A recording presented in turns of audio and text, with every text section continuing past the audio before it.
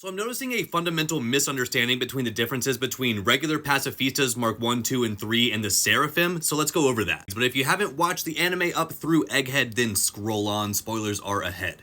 This comment here says the Seraphim didn't start bleeding green until Vegapunk started using King in his experiments, so it's still possible. The background reference here is a theory that maybe Blackbeard is Rox's Seraphim, but we'll go into that much later in this video. Let's just get a couple facts straight real quick.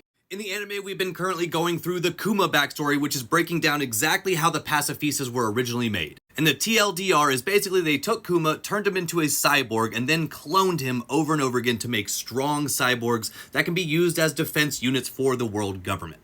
Back at Marineford, when Sentomaru pulled up with an army of Pacifistas, these were considered just the prototypes. Then on Egghead, we get introduced to the Mark III Pacifistas, which were significantly stronger than the ones that we've already dealt with. And throughout these iterations I've already shown, they were all Kuma clones specifically. Even though they were mostly cybernetic, they still had blood flowing through their veins. But at this point, they had lost all of their humanity. In these forms, there's nothing left of Kuma's original personality. They are mindless killing machines. But then we get to the Seraphim. The Seraphim are considered the perfected product of the Pacifista regime. But they are built and function completely differently from the Pacifistas we've already seen based on Kuma. The Seraphim are all direct clones from the 7 warlords, as you can see here. But a crucial difference is the flames that they have, which comes from the Lunarian lineage factor that was added into them through King's DNA. The next place it varies heavily is the green blood flowing through them. That green blood is what is replicating the powers of the devil fruits that have been implanted in them. So instead of them just being cyborg versions of Kuma that have been given strong powers, these guys are fully engineered living weapons.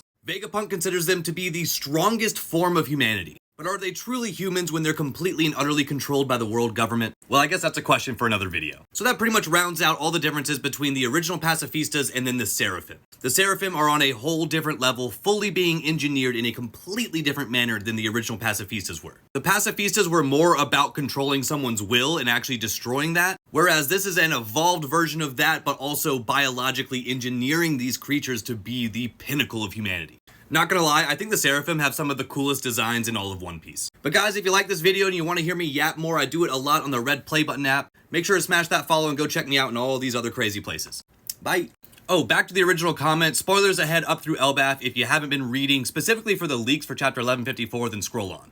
This person was thinking that Blackbeard is Rox's Seraphim created at the same time as Stussy and Whitebeard. To be completely honest, I don't really know where you're going with this. Stussy is a creation, but Whitebeard, what? But either way, we just got confirmation as to who Blackbeard's father is, and I'm gonna leave it at that. So yeah, he's not a Seraphim.